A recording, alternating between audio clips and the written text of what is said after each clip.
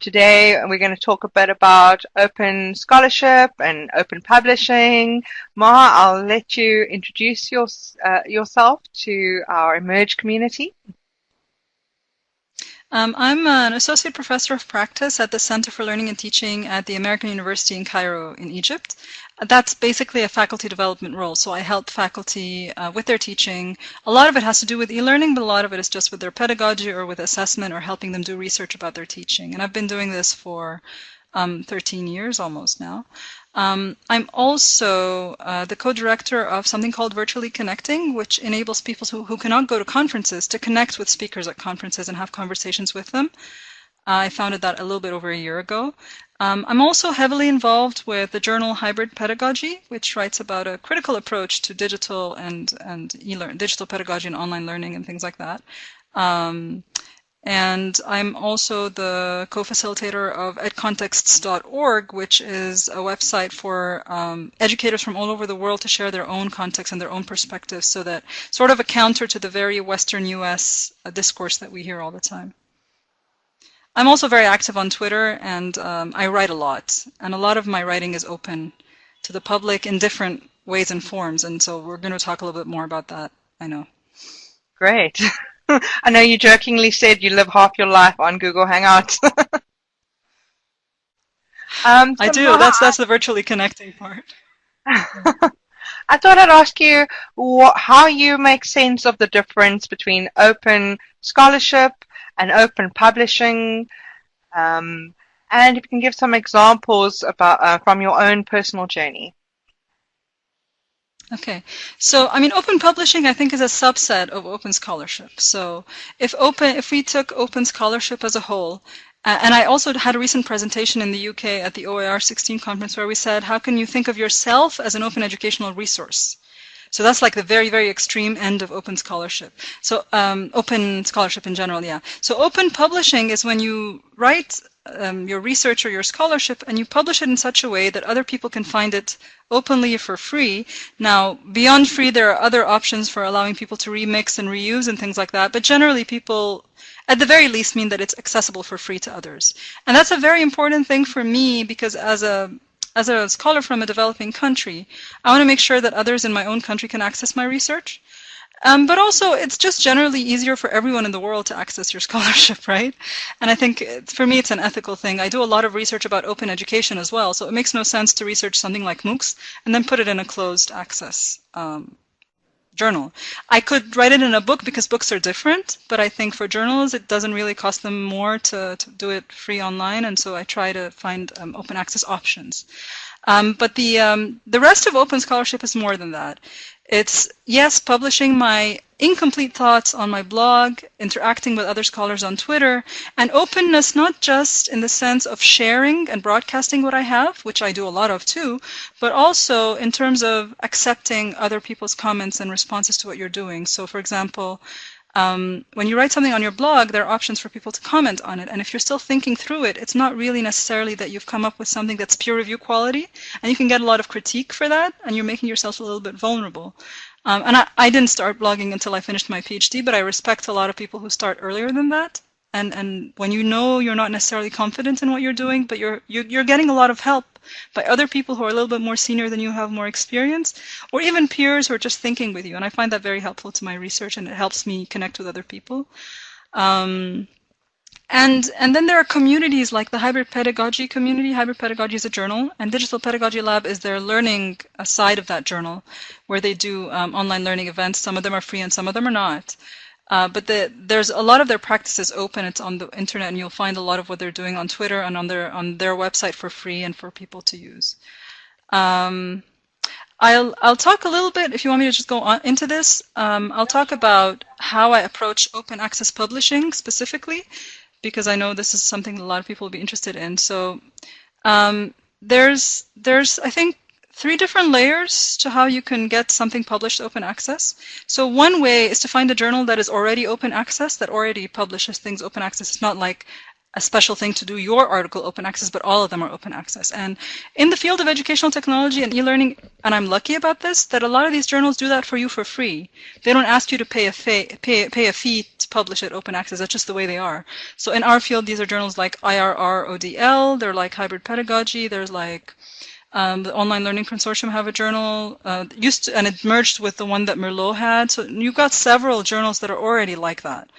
The second way is that there are some publishers like Taylor and Francis, for example, who, if you write an article, they allow you two things. You can either pay a fee to get your article published open access, which I would never do. I would never use my money for something like that. I understand people in developed countries should do that, probably because they get government funding. I don't think that makes sense for us, unless you're publishing with someone from that kind of country, which is useful. But then the other thing is that they allow you to publish your author version before it has the header from the journal. They allow you to publish that on your own website immediately.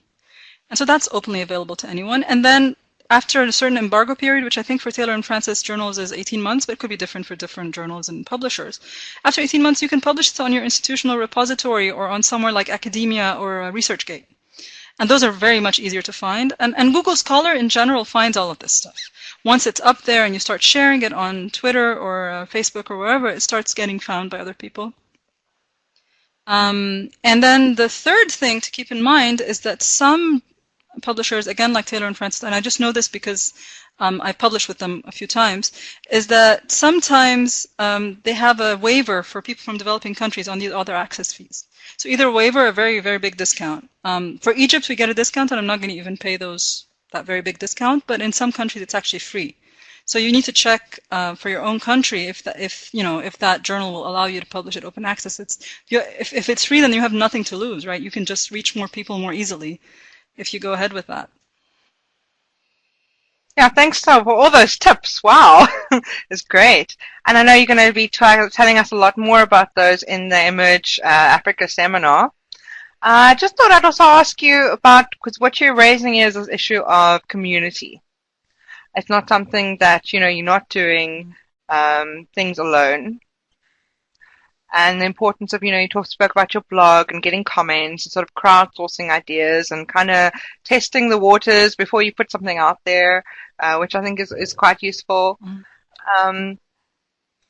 But I think for a lot of people, it's like, well, where do I start with open scholarship, let alone open publishing, and the relationship between the two?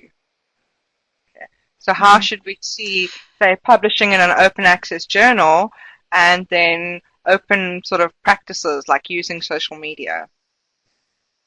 Mm-hmm.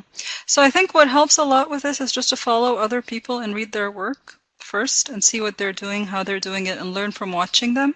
Some people will need a lot of time to do that. Some people won't, but a lot of people get on Twitter and they just watch for months before they participate.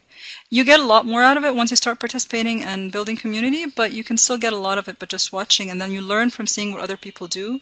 You look at how big scholars in your field, you see where they publish, how they publish, what are their social media practices, and then you'll see for your discipline what seems to be a good way to go. And not everyone will do the same, obviously, so take a look at several different people who you respect and see what they do. And then from places like Google Scholar, when you start to, you recognize someone as a big person in your field, check on Google Scholar who's citing them and who are they citing, because Google Scholar allows you to see that. And then going from there, try to find which of these journals are open access and which ones you can work with. The other thing is that if you look at my, the screenshot that you have over here of my publications, you'll see lots of names, right? There is one that is just me alone. And that's pretty deceptive, the one, A New Scholar's Perspective on Open Peer Review. It's me alone, but that article started with a Twitter conversation I had with a few people. And in that article, I talk about that, and I thank those particular people. I was thinking about it, and I was having this Twitter conversation with them, and we were talking about how do you describe open peer review to people who don't know anything about it. And we started talking about that, and then I did some background research, and I wrote that article to a closed access double-blind peer review journal that does not do this at all. And the peer reviewers didn't agree with what I was doing, but because I know I had a community of people backing me up, I knew I wasn't crazy. Because I have a lot of crazy ideas in general. So it's useful to have a community of others to support you in general with those kinds of things, especially when you're young and you're not really sure. if your crazy ideas actually resonate with anybody, you're not really sure. It's not like you've been doing it for 20 years and you have confidence in yourself, right? But so the thing is put that one aside. The ones where I have other authors with me, different people have different experiences of different things. So when you're working with someone else, they can help you think through which journal to go to. You can look at their own practice and see what they've been doing and try to find where you have in common. Now, you could have a clash, right? You could have a clash where someone insists on publishing open access and the other person insists on publishing in the top journal in the field. And you'll have to figure out whether you publish 2 different articles or whether you do something different. But publishing with someone else, if you've been reading their work enough, you will probably have an idea of how they write and what they write about, and then you develop a relationship with that person in order to move on to publishing together. The other thing I do is I develop relationships with editors. So when I submitted the first couple of articles, I got published. It was just before I finished my PhD. There were so other than publishing your work open access, there's also the aspect of what you cite in your article. And I wasn't sure if you could cite blogs in your article because I was writing about MOOCs in the early days. This is 2014 when there weren't, 2013 even, but it got published 2014. But there weren't a lot of peer-reviewed articles on MOOCs, and I kept talking back and forth with with the editor. Can I use Chronicle of Higher Education articles? Can I use blogs? Can I use blogs of very, very respected scholars in the field? Because there are very, very respected scholars in the field like Stephen Downes, Mike Caulfield, and so on, who publish mainly on their blog much more than they will publish in a peer-reviewed journal. But they're experts, and it's making that judgment call. And he said it's okay, but they shouldn't be like the majority of, of the articles. So it's that kind of thing also, I think. Great. And I think, it's very inspirational for a lot of people to hear you talk about this and to share your approaches. Do you have any tips for especially early career researchers in the field of educational technology who are not so comfortable with the online space, who don't have a very big social, like online presence? Where do they, where do you devote your time to? Because obviously people sometimes when it comes to social media feel like they're in this sea of, tweet stream and can be a little bit overwhelming. Right. So, let me just say something, and I don't want to be unfair, but if you're in the field of educational technology, this is what's happening with educational technology now. So if you're in the field of educational technology and you're focusing on the learning management system and closed spaces, that's not where we are now. There's so much more potential with social media. So you need to sort of get into it a little bit so that you can be part of that conversation and know what's happening there. Because even if you're helping other people use it or helping students use it, you need to know what's available. Even if you're not going to be comfortable with it, you still need to know a little bit about it. So I think you should try. Like I said, even if you're lurking and just observing or so on, not necessarily engaging, that should be a place to go. But again, like I said, you'd follow particular people who are really active in those spaces and see what they do. You could follow particular hashtags. So for example, if you're in the field of higher education, there's a hashtag higher ed. There's a hashtag edtech. Those are on Twitter, obviously. And then there are particular places in online magazines. So like Chronicle of Higher Education has Prof Hacker and has Wired Campus. And so I'm sure there are different ones in different countries. I think Guardian Higher Education has some good stuff. I don't know what is available in our region.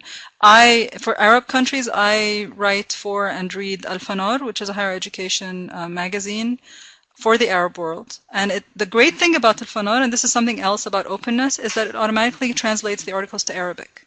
And that's a great thing for me because I only have to write the article in one language and then it gets translated and it reaches more people. So being open and in English means that everyone who speaks Arabic isn't reading it.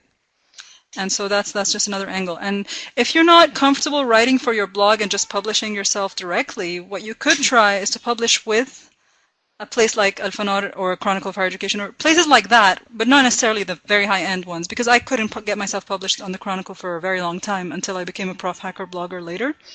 But I could get interest of a smaller magazine like Al-Fanor because I was, because of where I'm from.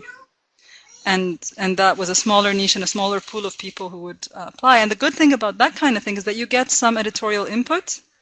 So you're not just publishing and you don't know if it's good or not. There's someone helping you make what you're writing better.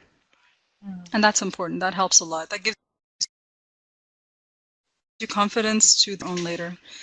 There's also, and I know you've heard of them, and they help scholars from developing countries support each other and find mentors. And they've had a MOOC on that, and they have just an online community for that. And I haven't been heavily involved with them, but I really admire what they're trying to do. And it's just a space, I think, to find other people who might support you instead of just going out in the total open. It's a little bit of a more closed space. So that kind of helps. Thank you. And also you're raising something really important here, which is baby steps.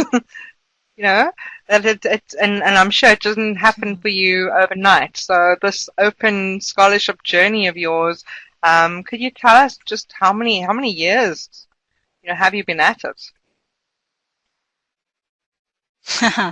Okay, so let me start by the funny part.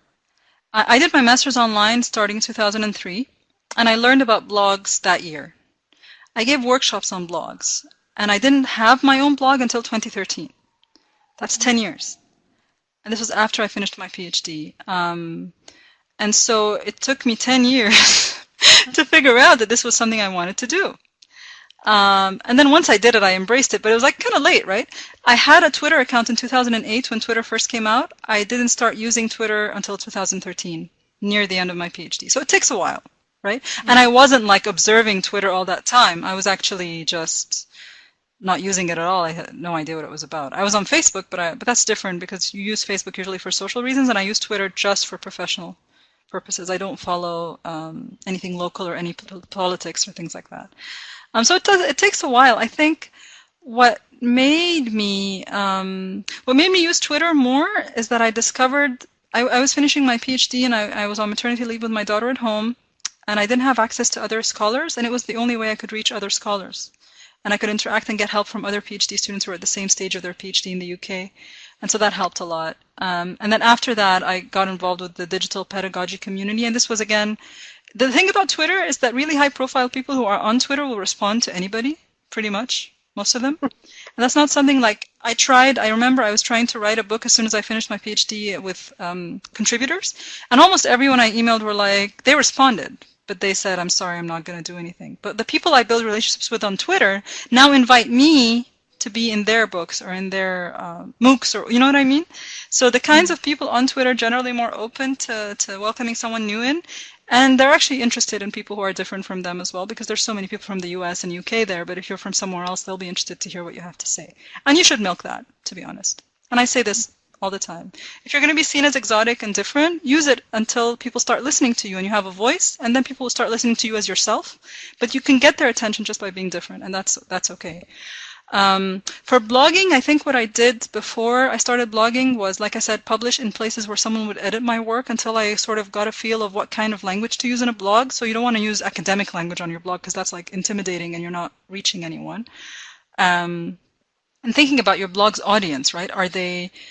Are you targeting people who are like you, or are you targeting a general public audience who might not be specialists in your field? That's a very important thing in how you choose to write. And then the other thing is to start commenting on other people's blogs too.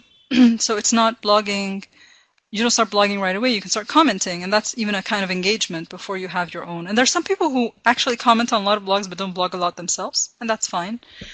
But it's still engaging, in that way, and getting to know people and people getting to know you as well. What helped me with blogging a lot was to have a particular audience is when I was blogging as part of a MOOC. So there's connectivist MOOCs where people have, where it's not really a MOOC inside Coursera or edX as much as people just blogging and tweeting and Facebooking and so on together, but they read each other's blogs and comment on them on a weekly basis depending on the topic and so on. And that helps you feel like you're writing for somebody rather than just writing for yourself. And so it helps with that you feel like someone's listening to you instead of just writing out there and not knowing if anybody's going to read it or if anybody cares. And that should be okay too, but it helps when you have an audience and people commenting and responding and stuff.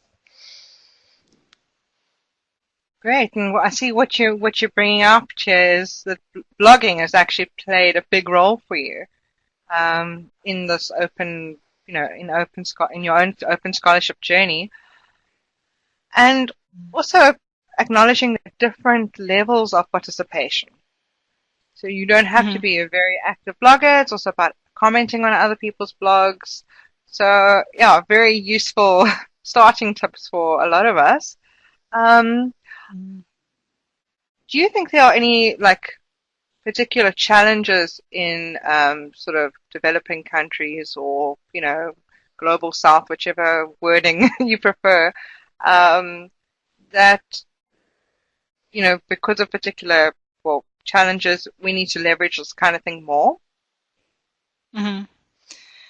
So, challenges, of course, there's too many challenges, I think. I I write know about those a lot. you But I think, mentioned funding. yeah, funding definitely. And I mean, I think even if you have funding, you want to use it in the best way possible. So, even if you get it, you don't want to use it to pay publishers to put your article open access when you can just have it open access for free in some other way. So that's what I would do with that. But challenges, I think. So some of the challenges with developing countries is that your context is usually different from the dominant context of everything in the world. So that whatever you write, you need to explain a lot of context for it to make sense to other people and for it to be interesting for other people, which is really not fair because your local story matters and your local story has significance and should be heard. But to be heard, you need to speak in a certain discourse in a certain language so that an American or English publisher will sort of understand it and be interested in it. That was, I think, my problem with the Chronicle of Higher Education at first, is that I kept writing about issues in the Arab world, and their audience is mainly American, and they don't care about that, you know. But it's so trying to find that balance, or trying to find a local or regional publisher sometimes, because sometimes that's the right place to go. So sometimes the right place to publish is not necessarily the best journal in your field, but the most specialized or the one that will be addressing the audience that you need. So, for example, I remember one of my earliest publications, this was way back when I was doing my master's, I tried to publish in a science education journal, and the editor said, this looks more like your innovation is in the e-learning part, not in the science education part, so you should publish in an e-learning journal. I was co-authoring with a chemistry professor. And so we went and did that, and that worked out okay. And it wasn't, so, and doing that kind of thing, even in the field of whatever your field is, there are subspecialties. And the subspecialties will have lower impact factors because obviously fewer people read a specialist magazine or a journal than a generalist one.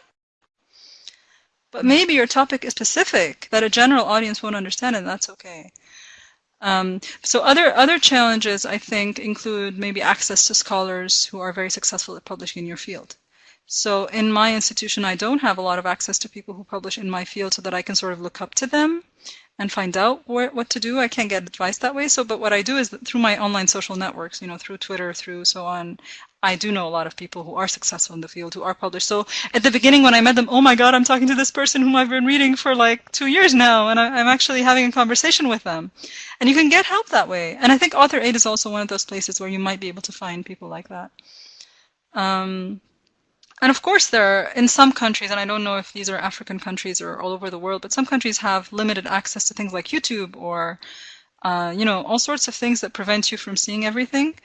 So that can be a problem too. The good thing about the technologies that I'm referring to, though, blogging and tweeting, is that they are text-based, and they work with very bad internet connections. They work on 3G. They work well on mobile. I blog on my mobile all the time on 3G when I'm on my way to work. So these are things that I think are very important, is to find those technologies that would work with bad connectivity, that you could save something offline and then go back online and upload it in case the electricity cuts. So those things are really important. The other thing is maybe a small thing, but it's important, is that if you're blogging on a platform. Unless you pay and you have a credit card and you can pay to have a domain that's yours and that you can keep and you pay for it every year, if you can't afford to do that, or you don't have a credit card, or it doesn't work for you in your country, then you're just at the mercy of that location. So if WordPress closes down, you lose your blog. Hopefully that doesn't happen, but it could, right? And so the important thing is just to find a way to back up your things that are online just in case it disappears. And these things do happen. So just be careful about that. Yeah. Wow, thanks. Just some of the challenges. Thanks so much. But I mean, often people say, well, I don't have good bandwidth in my country, so I can't blog. Or, but I mean, you've found ways around these things. In particular practices that I think it's useful for others to see, well, if Maha can do this, I can also do it. Yeah, we had a lot of electricity cuts in Egypt at some point. We don't anymore, but you can still get a lot done. Yeah, in South Africa as well, it's called load shedding. So we have we haven't had for a while as well, but I'm pretty sure, we haven't escaped it yet. And I think what you've also mentioned is the sort of orientation of other scholars online. So you mentioned, people you've been reading for ages actually do reply, and get back to you, and now even invite you to contribute to their edited volumes and journals and things. Mm-hmm. And they've come to Cairo too. Wow. Well, no, I had a great too, time yeah. in Cairo. Oh, yeah, I'd love to come back sometime. Inshallah. And, and I think a lot of people in Africa, we have this perception that our contexts are not important. But you're saying, it is value. There's value in that. And you said, we've got to milk that a bit more, for our issues to, come to the global agenda. Mm-hmm. And I think what I see from a lot of African scholars is there's a sort of a skepticalness about online and sharing information online, publishing, how you speak about your context, and not like in a way that devalues it or makes it, it's an awkward thing, but it's something that I think is quite unique to sort of African scholars, is that feeling that your story isn't valued. Yeah, it's understandable, I think, because you get those reactions all the time, right? I mean, you get those reactions, and I think it's not in their imagination that they feel that way, but part of it is, I think, I'll tell you what happens to me, right? I do peer reviews for a lot of different journals. Some of them I'm on their editorial board and some of them I'm not. But I'm often asked to peer review articles by authors, who are from developing countries. And it doesn't matter if I'm an expert on the topic, but they tend to send them to me. And I think it's partly because they think I'll be more tolerant of linguistic mistakes and things like that, and I will tolerate that and still wade through the article, whereas maybe a native speaker won't go through that effort. They'll just say, this is incomprehensible to me, I'm not even going to try to understand it. Whereas for me, I'll just try to help that person make it better. I think one of the things that helps a lot is if you know that your English isn't perfect, so that's not necessarily for South Africans, right? But for a lot of other countries where English is not their main language, or if they're not used to publishing academically for a particular journal, you need to take a look at that journal and their style and try to write in the style that they want. So there's some journals who won't accept first person, and I don't publish there because it makes no sense for what I do not to publish first person. But anyway, but the thing is, like, take a look at their style, make sure that you're fitting their style and you're fitting the purpose of the journal, because sometimes you just go to a journal because it's got a good reputation, but it's not really the one that's suitable for that article. And check that if you need help with English, get help with English. Get someone to help you edit it before you submit it. I'm sure there's someone around who can help you with that. I don't know if people on Author Aid would offer that, but it's one of the things you can try. And then the third thing is, do offer that layer of context. And, in some ways, I don't mean this to be rude, actually, but sometimes you need to shame them into listening to you. So a lot of my writing sort of does that. I don't think it's rude to say, for example, so I have a blog post called The Unbearable Whiteness of EdTech. It's about a list of the most influential EdTech people, or the EdTech people you should follow. And they are like 20 people, and they were like 2 women, one of whom is a woman of color, and the rest are men, and mostly white. And I said, well, actually, I know a lot of people in EdTech who are not these people. So is it that you have a limit? Is your vision limited because the field is limited of EdTech, which it is a little bit, or is your vision limited? And that person was like, I'm sorry, it's not intentional. I don't know these other people. I'm like, yeah, but there's a problem there, right?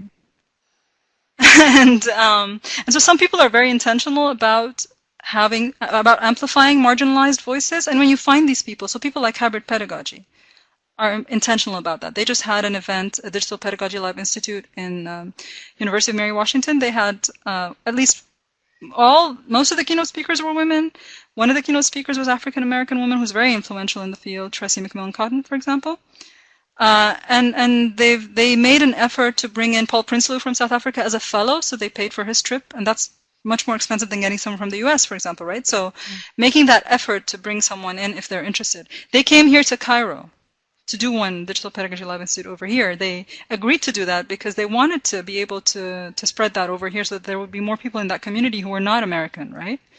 So I think sometimes you find particular journals, for example, who are US or UK based but have a couple or more of their editorial board who are from developing countries. I think that in itself is a good sign, so you know that they have that interest in diversity and diverse voices, and that maybe someone on that board can speak up for you and support you. So, and I think finding scholars in your field who are from a country similar to yours who might support you, or publishing together, this is some of the stuff I've done as well, is publishing with others from those kinds of countries. I think that helps a lot as well. Some of them might be more prominent than you, some of them might not be, but just working together helps. Oh, so valuable. Thank you so much. And I think, you know, voices, even though it's not the, you know, the same, but that's the whole point, is with this new sort of critical turn, if I can use that word, in educational technology research, it's not about more of the same. And in EdTech, that is one of the big challenges. And also, you know, telling people that, you know, your voice matters, but no one's going to know about it unless you share it. Right. And that's why openness is so important. And I hope that Emerge Africa becomes one of those communities where we get this kind of collaboration that you mentioned. And encourage people to network more, and really, you know, maybe during this week where we're doing that, maybe people will find others who have published in their field or who are interested in the same field, and maybe they'll come up with projects or start thinking about them at least. Because what everything that you've said today really sort of echoes our ethos, which is unleashing the power of networks. And I think the more people get in touch with how to do that, the more we can make our marginalized voices more, you know, louder in the field. Yes. Yes, and sometimes you have to be louder than usual. So sometimes it would be almost, I don't know what the word for it is, but it's not as elegant. You know, people who are very well known can be very elegant about self-promotion and not be over self-promoting. But I think when you're marginalized still, you can over-promote. And when I first started, I was like, oof, really over self-promoting. And then when I started to become known, people would retweet me without me making an effort, and I stopped doing that. And I said, yeah, if an article people don't like, they won't tweet it. That's fine. If they like it, they'll tweet it a lot, and that's it. But in the beginning, I think it's fine to do that. It's fine. Even very well-known people will sometimes ask particular people to tweet their stuff or to share their stuff to help them share it, and that's okay. And sometimes people will just do that out of reciprocity. If you share their stuff, if you comment on their stuff, they'll do the same to you. I think what becomes difficult is when you become better known, then you have like 3,000 followers or even more, right? And a lot of people who read your stuff, it's difficult for you to go back and read everybody's stuff as well, because you also want to read the other people who are also better known than you, right? So it becomes more difficult to be reciprocal in everything, but I think it's good to be reciprocal in general.